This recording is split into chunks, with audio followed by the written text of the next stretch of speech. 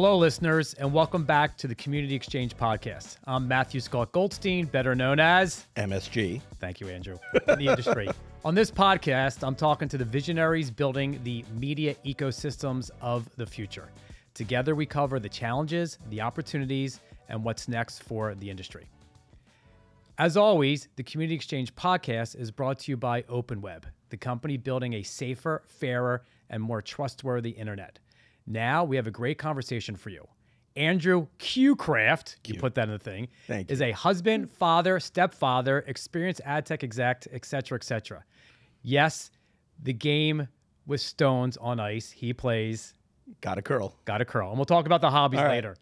Andrew is currently conducting a listening tour. I want to hear more about that in the industry, as well as consulting and advising companies throughout ad tech and publishing. He speaks on issues around identity, privacy, industry evolution. He's also a data scientist. We'll talk about that. Most recently, he served as president and COO of the Arena Group. Prior to that, he served on the executive team of AppNexus. Lots of good stuff to talk about there.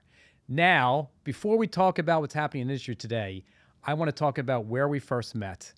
In 2006, I was at Dakota, and you were at Collective. Yeah. And they were the two leaders, or two of the three leaders of ad networks and audience targeting back in the early days. Behavioral targeting. Yeah. And the third one was audience science / revenue science. Yeah.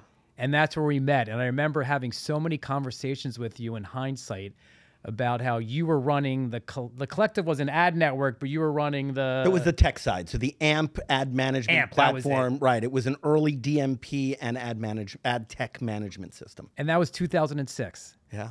And your boss was? Joe Apprendi, the best salesperson in the industry. Okay, he's really the best. No, he really is. The late Ari Blumen, may he rest in peace, absolutely would say to anybody who heard Joe Apprendi, best salesperson in the industry. How was he I mean, I remember him, and now that you're saying it, I sort of recall he was a great salesperson, but like, he just had that gift. It's that ability to walk in a room and people just go, I want to hear from this guy.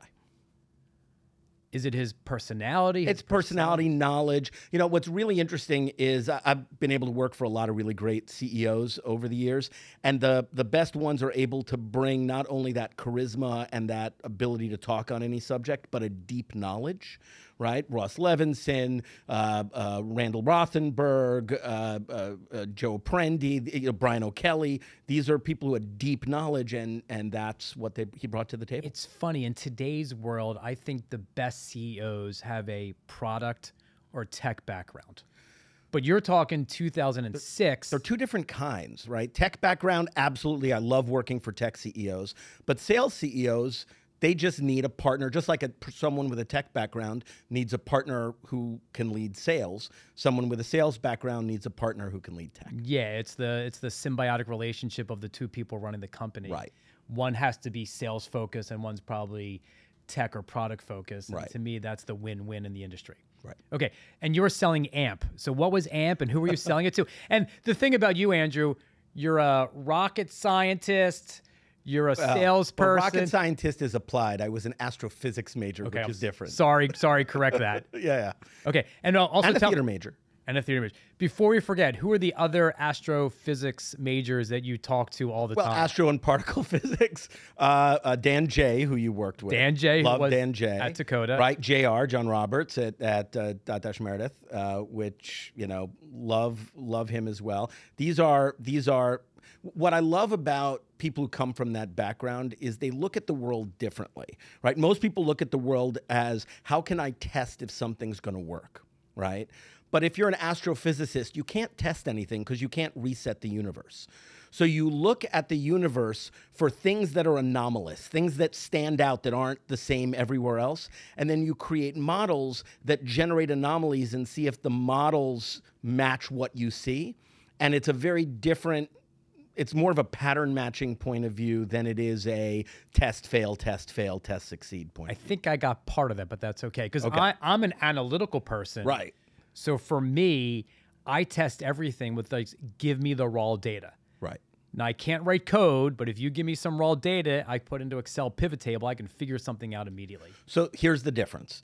if you're a data centric and you're coming from an analyst point of view, you try something, see the results. Try something else, see the results. The hard part is being able to constrain the variables so that you are testing one particular thing in this complex environment we live in. If you come from a physics or a more theoretical background, you're looking at the results and go, I've seen this similar thing before.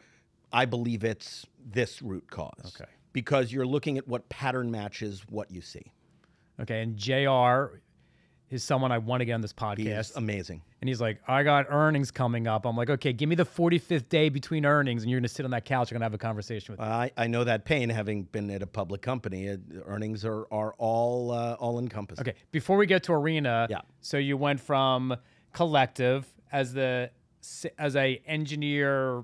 No, I started as an engineer way back when I was at Sapient before it was owned by Publicis, back when it was Sapient versus Viant and Scient doing web. Okay, you're one of those ad agency people back in the No, it was before it was an ad agency. Oh, okay. It was an engineering company. And based in Cambridge. I was at MIT, dropped out of college because, someone has to be the dumbest of the people smart enough to get into MIT. You did drop out of college. I did drop out of college because I joined the birth of the web. What was I going to do? Go back to school after doing that? Oh. Right? So So you don't have a degree. I do not have a degree. And on your resume, it says you don't have a degree. It says unfinished. Okay. At least Yes. you're I love that story. Yeah, unfinished. I could go back, but Why? at this point, why would I go back to get Right. my astrophysics or my theater degree? At this Oh, point. so you're a theater major also. Yes. And what were your favorite shows? Like, what were you into? Well, back the then? reason why I was theater and physics is I was inspired by Carl Sagan's Cosmos, and I wanted to remake Carl Sagan's Cosmos, and then Neil deGrasse Tyson stole my dream. Wow. Yeah, I had dinner with Neil deGrasse Tyson a he's couple brilliant. times. He loves his wine. he's brilliant. Okay, so Sapient. Sapient, a few other startups. Then I went to Nielsen, and then I went to the IAB, where I sold everybody their IAB memberships back in the day. What year was that? That was right before Collective, so 2000. early 2000s. I was there for a year and a half under Greg Stewart, and then a year under Randall Rothenberg. Okay. Both great leaders, and learned different things from each of them. And from there went to Collective. Was there selling their ad tech system to publishers. That was the AMP ad tech and ad network management system. When every publisher had their own ad network. Where Dakota was selling its ad tech, and Right. then we turned into an ad network, which fundamentally changed the company. In 2006, when I started Dakota, $1 million a month in revenue. By the time we sold it to AOL 18 months later, Q4 2007, $8 million a month in revenue. That's great. And it was literally lightning in a bottle, Yeah. which you don't see that often. Those were the early days of audience targeting, where a lot of data was content consumption. You couldn't get much more than that. Although DataLogic, Eric Rose's company, Yep. had a lot of data that we ingested at Collective as well. And so was there for 4 years at Collective before moving to AppNexus. Okay, and AppNexus, I forgot who was running AppNexus at the time. Right, Brian O'Kelly. So Brian O'Kelly, one of my favorite leaders to have worked for, brilliant product mind, but one of the most caring human beings I've ever worked with. He is one of the smartest people I've Yeah. ever worked with in my life. Yeah. Crazy how good he is. Yeah, insightful, smart, taught me a lot. You know, he would get frustrated with me because Well, I think he gets frustrated with everyone a little bit Yes. just because he's well, he's so insightful. Sometimes he does, but I had always assumed it was because I wasn't as insightful as him. And one day he pulled me aside, and because I said to him, you being frustrated with me isn't helping me. Tell me why you're frustrated with me. And he paused, and he said, I'm frustrated with you because you're not living up to your potential. And that I found inspiring. I could use that as a mirror, insightful. right? If I'm not living up to if he's frustrated with me, I'm not being my best. I don't have to be as good as him. I just have to be the best me. That's really insightful. Yeah, it's great. Transformed how I think about how I interact with others. Are you up to that potential now? Do you live up to the potential now? I try. I think Not easy. It's not. I think back to an old mix conference, IAB mix conference back in the day, and Seth Godin was speaking at it, and it was at the not the Marriott Marquis, the Crown Plaza Okay. in New York, and there were 2,000 people in the audience, and he said to everyone, lift your hand as high as you can, and everybody raised their hand. He goes, now lift your hand 2 inches higher, and everyone could do it. And he said, why didn't you raise your hand as high as you can? Why did you still have 2 more inches? So I think about that when I'm doing things. Am I lifting my hand as high as I can? I love that story. Okay, so at AppNexus, Brian O'Kelly, the leader. What did you started? What in that? Because I think you had like 9 different jobs at AppNexus. 20 actually. It wasn't 20. No, it literally was 20. Okay. They did the count. So give me like 4 or 5. I don't need 20. So I started as head of a biz dev and then eventually corp dev and venture integration as well. Biz dev meant the DSPs for the SSP, the SSP partners for the DSP, the data companies, but also as we entered new markets. When we entered Australia, how to deal with GST, tax and FX, currency hedging and all of the rest, I'd work with all the parts of the company on that. Then did corp dev as well. Over my time Did you do any acquisitions there? Yeah. Many? OAS, the OAS acquisition from Xaxis Group M. Okay. We acquired YieldX, a number of other. Okay, that's right. I remember that. Yeah. And so I became the fill-in when someone leaves the company person. I was even acting CFO for 9 months. I had no finance background. Being the jack of all trades in a company like that is kind of cool. Oh, right? It was awesome. I launched the ad business in 51 markets around the world that represented Microsoft's inventory. I got to do, with a great team, I facilitated the launch. The team did the hard work. And it was an incredible opportunity, you know, between all of those roles to be that jack of all trades throughout the company. So you were the CFO for 9 months, the acting CFO. The acting CFO. Okay. Yes. Before John Su came in. And I met John Su, great guy. So CFO, corp dev, biz dev, sales, product engineering at all? No, I didn't go to product and engineering, but we worked very closely together. And how long were you there for? I was there for 7 years. Through the acquisition at the acquisition by AT&T. Okay. Did you stay with after that? I stayed for a few months. I met with Brian Lesser, who was CEO of the company at the time, and I said, "Look, I'm a jack of all trades. How do I fit in at AT&T?" And he said, "We don't know how to deal with a jack of all trades." Okay, so we're recording this on September 18th, right? Yeah. And Brian Lesser is now the CEO of Group M. He just started this Monday. Just started this Monday. And what's the first thing he's going to do once he gets to Group M? That's a complicated question. Okay. Yeah, I think what he brings is a deep understanding of every part of the ecosystem, as well as a great management style that'll help bring Group M together. But I don't know which thing he's going to start with. Oh, I thought there was some DSP talk going on when he gets there to refigure that out. I would be surprised. I would be surprised if agencies, and who knows, by the time this comes out, it might already happen. I'd be surprised. Well, I'm trying to do some foreshadowing here. Yeah, I'd be surprised if agencies buy a DSP. I'd be surprised. If they do. If they do. Okay. Yeah. In general. Like in theory, he could buy the Yahoo DSP and say everyone in Group M is using this now. Goodbye Trade Desk and DV360. Let's figure this out. Well, he can do the first part. The second part's complex because you have clients who have their own deals who want to use certain technologies. Okay. You've got clients that you then have to factor in the fee structure of one system versus another system. If it's the agency and the agency is a fiduciary for the brand, how do the fee structures work? It's a lot more complex when an agency brings tech in-house. Okay. But needless to say, there'll be some interesting stories sure there will evolve that we'll be reading about shortly. Look, I think this bodes very well for some of the things they're doing with Choreograph. Choreograph is the in-house. They're audience agents. Okay. Yeah, their audience unit that helps other parts of them. Okay, so AppNexus, 7 years, sold to Xandr, Microsoft. No, Xandr, AT&T. Later, Microsoft. After I. Right. Okay.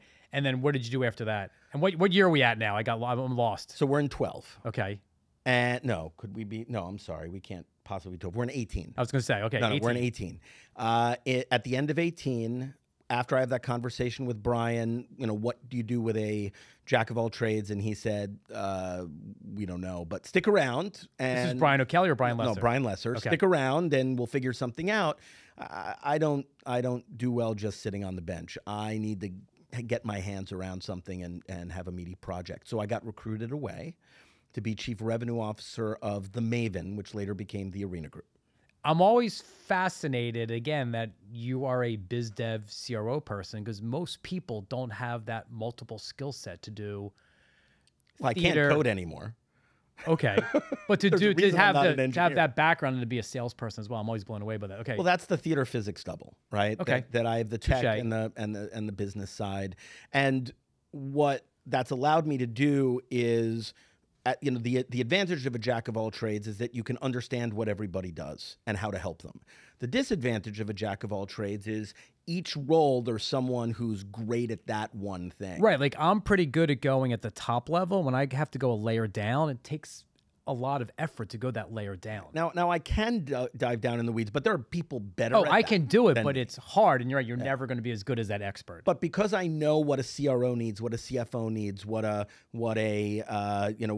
head of product needs, what an engineering team needs, it allows me to better support them. Okay.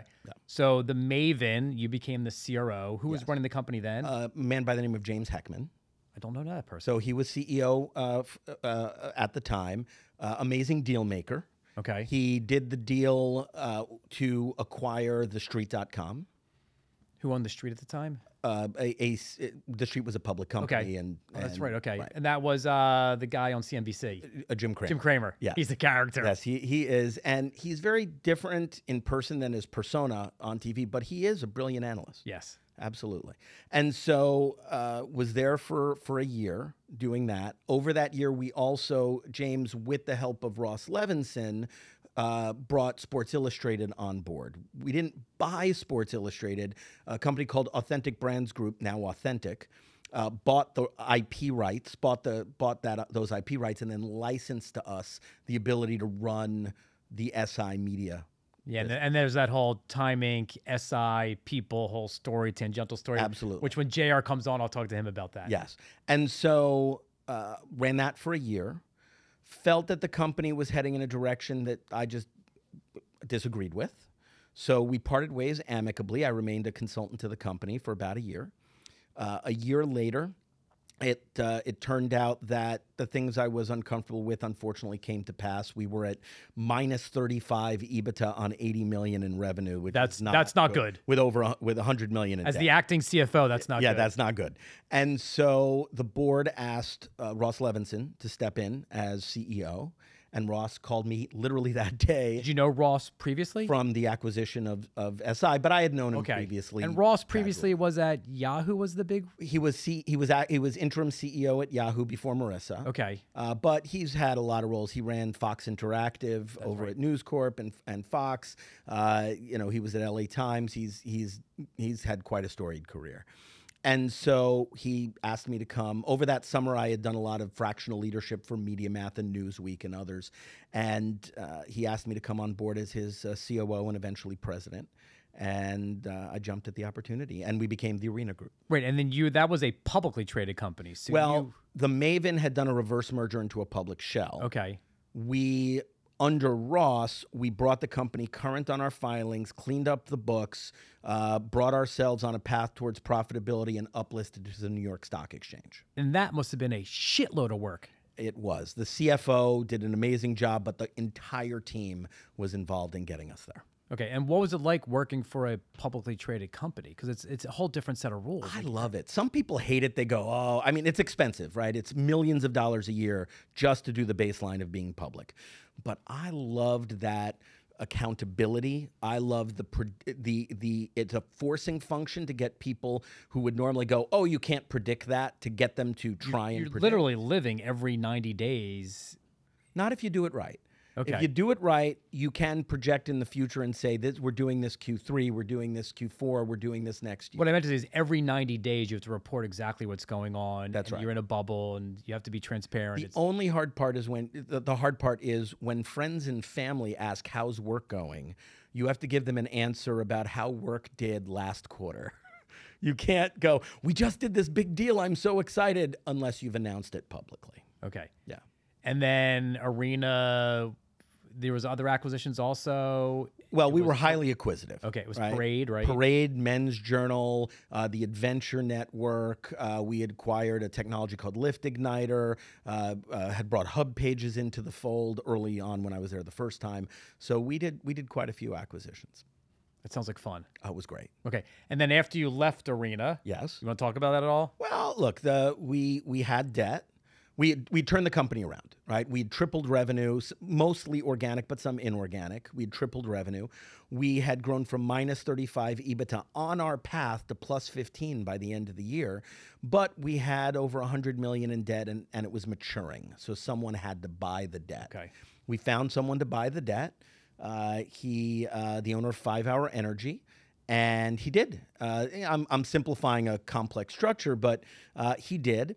And after he did so, he held a company meeting where he said to everybody, I didn't really buy this to be a big media company. I bought this to sell the sort of products I sell. That's what he knows, right? And by the way, that makes total sense Yeah. for him to have done that.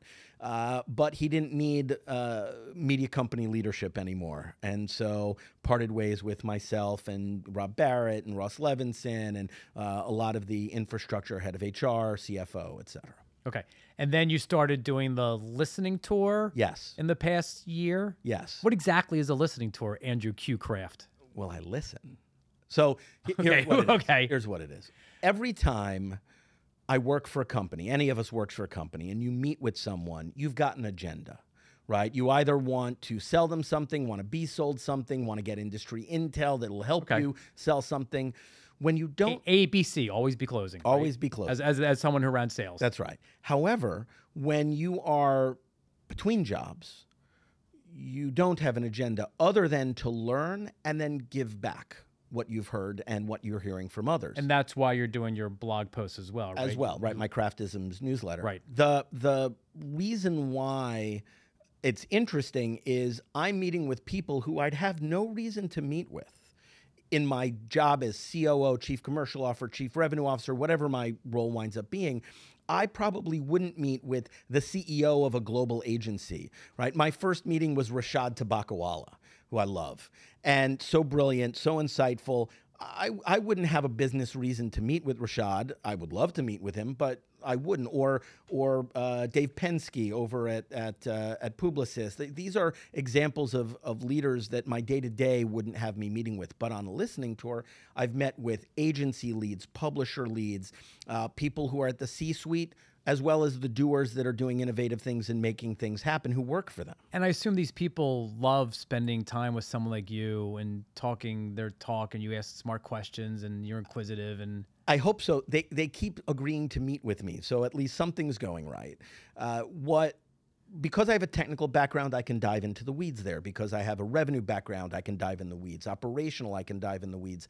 And so the real conversations about what they're facing, and the reason I do this is in astrophysics or astronomy, there's this concept of parallax, right? Your eyes are a certain distance apart, and that gives you two different views of something, so you see it in 3 dimensions, right? Okay. But if something's super far away, your eyes aren't far enough apart to see it in 3 dimensions. You actually, if you look 3 blocks away, you see it in 2 dimensions, right? I'll trust you on this. Yes. So that's why, for example, on this planet, if we're taking a picture of a galaxy, we take a picture on January 1st and July 1st because there's 180 million miles between the cameras when they took a picture of that far off galaxy.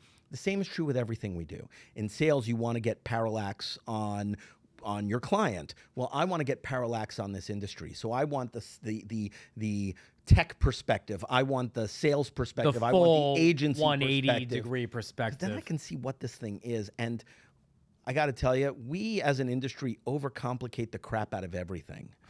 And it's like, you know, I'll give an example of curation, right? The big word of the day. Right. Everybody is complicating curation. It's super, super simple. There's signal that doesn't get to the buy side because it's not on the open RTB string, and the sell side can pull together bits of inventory that do utilize that signal and then allow the buy side to choose from amongst that curated inventory. That's all it is, right? And there are different flavors of it. There are companies that are better at it than others. Oh yeah, I use more spoke to signals. some. Some are exceptionally good, and Right. some are like, oh, I don't know about that. But that's what curation is, and everybody tries to make it complex. It's not. It's just about signal that doesn't pass to the buyer. It's also a great word to be able to throw out there. And It is. It is. Okay. So the listening tour. Yeah. How many listens have you had? I'm coming up on 200. No way. Yeah. I do 3 to 4 a week. What's your favorite? Are they Zoom? Are they in person? Where I can do in person, I do, but Zoom primarily. It's a world where so many people are remote that it's easier to do via Zoom. Any real highlights besides the one you mentioned? I mean, I have nearly 200 highlights, right? What's interesting is every meeting I learn something new. There's because I learn from a different perspective than the one that I had, right? When I meet with publishers, I learn what they're afraid of, what they're concerned about, how they look at Gen AI, how they look at the death of the rest of the death of the rest of the cookies. When I speak with data companies, how they're going to operate in the new world. When I speak with identity companies, when I speak with agencies, they're all looking at things differently because we're at a fundamental moment of change for a variety of reasons. Okay. I love you dearly, and I know you like to talk, right? Yeah. What percentage of the time are you really listening in these listening meetings? 60. Okay. It'd be a crappy meeting if I wasn't adding value back. No one would want to meet with me just to hear themselves talk. Some people like to talk. Yeah, look, everybody I meet with wants to talk. They, yes, I'm adding value back, but it's a conversation. Yeah, it is. It is great when you're talking to multiple people and you connect some dots. You're like, holy crap, there's a connection that I don't think anyone realized. And you sort of bring some added value That's to the fun part. To the whole conversation. You know, I call it Waldoism, which is the art of instantly finding Where's Waldo in a Where's Waldo book, right? It's pattern matching. And so if I see a pattern here and a pattern there, bringing it together is frankly what excites me. Okay, so again, I said it's September 18th. What do you want to do next after your listening tour? And it's 200 over, this is over the 9 months. Okay. 9 months. Yeah. What do you want to do next? I'm exploring some opportunities. I've got some that you cannot talk about. Well, that I cannot talk about. I've got some consulting opportunities. I've got some full-time role opportunities. But fundamentally, I'm not leaving this industry. I am part of the group that got us here. I want to get us through this time of change to the next thing. And I want to go somewhere I'm going to make a difference. And there's some really smart companies out there where I think I can do that. These are like new companies out there? This is... none of them are early startups. Okay. And then what have you been seeing in Gen AI across, and I'm talking Gen AI about not making something a little bit better, but what are you seeing about fundamentally changing the way our world works? So I remember talking about AI with a number of journalists recently back at the Arena Group. Okay. Right? We had a multiple newsrooms, right? And they were really upset at the concept of AI and it doing the jobs that they do and taking over for them. And by the way, I don't mean writing great world-class articles, but editing and copy editing. And, you know, these are roles that have human beings doing them today. And, you know, they were really, you know, smartly in their favor, they were really asking how they should evolve. And we actually talked about a previous moment of change. I said to one of them, how did the journalistic world look at it when spell check was invented? Right? Think about it that way. I've not heard that one yet, right. But I'm going with spell check has changed the way that that things are written. Right? You no longer have to pull out Strunk and White. Remember that? You no longer have to pull out Strunk and White and look it up. Right? You now can say to spell check, grammar check it for me. And it does. And it's right to a large extent. That made them all more efficient in a good way, right? Correct. And what happened is people who were sitting there with dictionaries moved on to other roles. Were there changes? Were there roles that disappeared? Yes, there were. However, I'm not talking about Gen AI. I'm talking about spell check. There are roles that disappeared, but new roles were created. And you have more time to think and do... Not more time. You're just doing a different thing. I mean, if you're not spell checking, you have more time to process and... Certainly. Right. And so... what I see this is just the next evolution of tools. Okay, what happened when you had to look stuff up in the Encyclopedia Britannica versus, you know, looking it up online? These tools are making it easier to create great journalism, but there's a risk. The risk is people nefariously trying to spoof good journalism. Yeah, we've seen that in the industry. We have. A lot. And you can tell. Also, though, it changes the way that editorial will be created. So I have an upcoming Craftisms on this. I believe deeply it will change what editorial creates. It will not make it any less important for there to be journalists. However, I'll use my newsletter as an example. My newsletter starts with a personal life story of mine and then ties it to something in the industry. AI can't write that because it doesn't know my personal life. To me, AI is great at, but it can help me. I write something, I have the idea, I write 3 sentences, I right-click on Gemini, and it makes it better. But it's all my ideas, just... So what I do is I feed all my last newsletters into ChatGPT, and then I say, here's my latest draft, what do you think? And it gives me feedback. Okay. Because you have how many newsletters so far? 7. And that's enough? That's enough. Okay. Right? It now knows my style. It knows how I think about things. It won't write it for me. I still have to write it because it doesn't know my life story. It can't tie my life story to the industry. It doesn't know how to simplify what curation is because it doesn't have that life experience or that parallax, frankly, to tie that in. There's that word again. To do that. But it's going to be, especially as more and more publishers feed it historical archives, it's going to get better at evergreen. Yeah, and I'm waiting for a publisher to redefine how they present news and information out there using Gen AI that I think will fundamentally change the way information is consumed. Perhaps. I actually see... I've talked to enough people. Yeah. And I've met some engineers, and I'm like, I think I saw the future. There's some interesting things underway. And by the way, it might not be 100% correct, but someone has to try it to get everyone else thinking it could happen. Yes. That said, I can tell a human voice. Human voices, by the way, human voice, not because they write better or because what they do is they connect dots. Yeah, what I'm saying more is the writer writes the article, yes, writes the seed, yes, maybe has some help. It then goes into the LLM, and then from there you can ladder into other questions, other scenarios from that. But to me, the human being still has to write the fundamental seed of the article. And watch the entire experience. Right. Right? I have someone I know who's in social media, and he works for a double-digit million follower Instagram account, and he uses multiple LLMs for along the way. For every post. For every post, where he comes up with an idea. He asks one LLM, what's hot right now? He decides to pick one of those topics. He decides what the meme's going to be. He asks the other one, hey, can you generate a graphic for me that's this meme? He goes to another one, what's the right caption for this?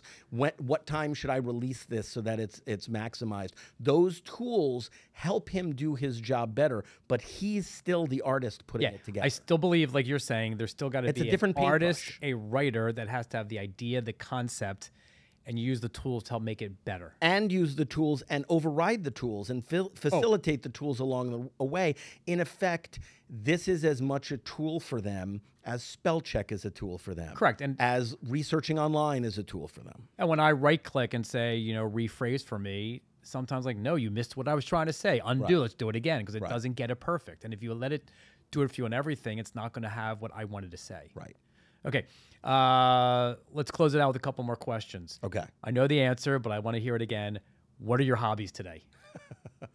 When I and then what's your new hobby also? When I was at AppNexus, people would take there'd be a betting pool for how quickly into the meeting it would go before I mentioned curling. What is curling, Andrew Kraft? Curling, the game on ice with the stone and the sweepers. I curl competitively. Isn't that an Olympic sport too? It is. It is. I've curled with someone in this industry before. Okay. Yeah, Terry Kawaja grew up curling. Oh, that's funny. Yes, he was a champion as a college student in Toronto.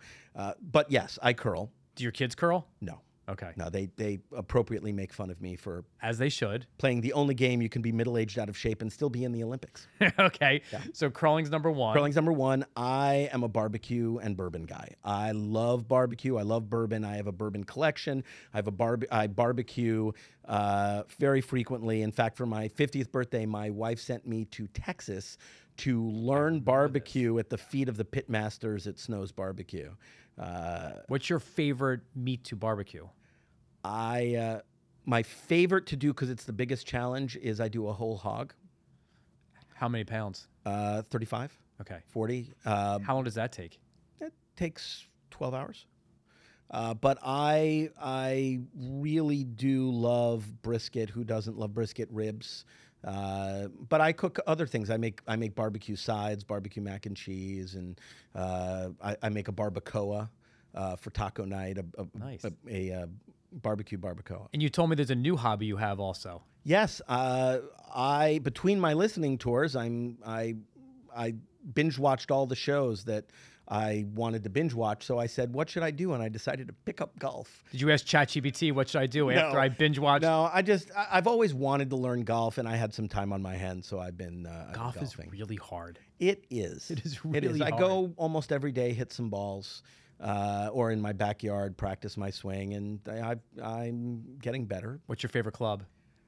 My favorite club is probably the pitching wedge. Okay. Yes. And Someone told me, don't worry about your drives, just worry about your short game. yeah. So that's what I'm doing. And no more hobbies. That's it. You got like 3 or 4 now? Well, so this isn't really a hobby, but it's something that really inspires me. I believe that everyone should be mentored and mentor. Like, that's a big thing for me. I always have mentors in my life, like official mentors who I meet with regularly, and I always mentor people. I especially think as an executive, it's not just something you should do. It should be your responsibility to give back. And in addition to mentoring in the industry, I mentor FIRST is the name of an organization, a FIRST robotics team at my local high school. One of my kids was in it, but he's long since graduated. I still How mentor often them. do you see them? Every Tuesday. Okay. I go, and the FIRST robotics competition is it's like BattleBots, but you don't hit other robots. You I love play a BattleBots, game. yeah. You don't actually hit other robots. But in addition to having a robot competition, over the course of the year, each team is encouraged to do things to increase the word of STEM in the world. STEAM, right? Science, technology, engineering, arts, and mathematics. And they write a speech, and then they compete with their speech every year, and I coach the speech givers.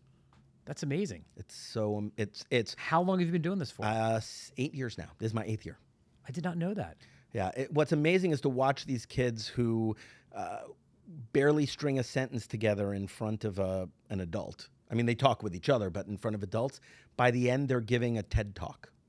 Remarkable. And they wrote it, and they feel like I facilitated, but they wrote it. They learned it. I gave them tips and techniques on public speaking along the way, and they do a great job every year. Okay, so my last question, unless you have a question for me. Okay. Do you have a question for me? I will think of one after your last question for me. Andrew, no one ever has a question for me. This is unacceptable. I will have a question Okay. for you in 60 seconds. Okay. Where do you want to be? Where do you think you'll be in 5 years? Or where do you think the industry will be in 5 years? Wow, that's an interesting question. Where the industry will be in 5 years, if I knew, I'd be lying, or if I said I knew, I'd be lying, because we are in a moment of change, right? There's a moment of change right now that I haven't seen in my 20 plus years in the industry. That moment of RTB was a minor moment of change compared to this moment of change, right? It's a moment of signal change. It's a moment of content creation change. It's a moment of traffic change, of modality change. There's so many elements of change that I'm hanging on and trying to see as far as I can, which is not 5 years out. Okay. Right. That said, for me personally, so my parents were born Jewish, converted to Buddhism in the 60s. I went to Catholic school. Where do they live? In Manhattan. Okay. I went to Catholic school. I have a very, very broad religious background as a kid, but I remember as they were raising me in part Buddhist, they said this phrase over and over again that really resonated. They said, enlightenment is a path, not a destination. So where am I going to be in 5 years? A little more enlightened. I want to make a difference. I want to make a difference in the industry. I want to make a difference at my company. I want to make a difference to the people I work with. I want to make a difference to the people what I call the same 300, not to be exclusionary, but the 300 people I grew up with in the industry and the 3,000 people who I'm meeting now, right? I want to make a difference to these high school kids. I want to make a difference. That's where I want to be in 5 years. Yeah, so the question you're going to ask me is, hey, MSG, where do you want to be in 5 years? And the answer I've given 3 or 4 times is I want to be retired. But now you make me feel bad after your answer, so I have to change my answer to like, I want to continue to help people as best I can. And I also, one of my favorite things is bringing people together. Yeah. And I love bringing people And you're good at together, so I am going to continue to bring people together as much as I can. So here's my question for you. Oh, no, be careful what you ask for. Of all of the nodes of change, and I just named several of them, right? Which is the node that you think will make the most difference over the next several years? I think it's 100% generative AI and how it fundamentally changes the way users consume news and information. So as an example, 2 weeks ago, I decided to use Perplexity as my key tool to search. Mm-hmm. And it's fascinating, as opposed to going to Google and getting 10 links, I ask Perplexity now and I get an answer. Right. And the answer feels like Both it's an right. answer and rags, right? And links to elsewhere. And the answer feels like it's right 90% of the time. But just the fundamental change of getting an answer versus links makes you think differently. And then But you get that on search. You get that on Google and Bing as well when you ask Gemini questions. sometimes, but it's like But even pre-AI, you got not that as sometimes. much as I'm getting a specific answer. And I feel like the answer I get then leads me down to other paths of all the questions it asks and the follow-ups, and I feel like it makes you much smarter. What I'm interested in seeing how Gen AI and that search impact of Gen AI goes is there was a node change in information searching probably, let's call it 25 years ago. Yes. Which was the movement to online from print, right? The beginning of that move. And I remember talking to my now adult children as they were growing up in the industry, saying, what you're missing is the art of discovery. When you read a newspaper, you'd read the next article that had nothing to do with the first article. And so I hear what you're saying about that of Gen AI. I'm just curious if discovery comes back into it. I don't know, but like you said, we're at the precipice of significant change. It's going to be fun to watch. Andrew Q. Kraft, I'm not going to ask you about the Q. Nah, don't tell me. It's a surprise. Thank you, everyone. Thank you to the listeners. Thank you, producer Andrew. Lifelong dream of mine to do the podcast. And that's a wrap. Thanks.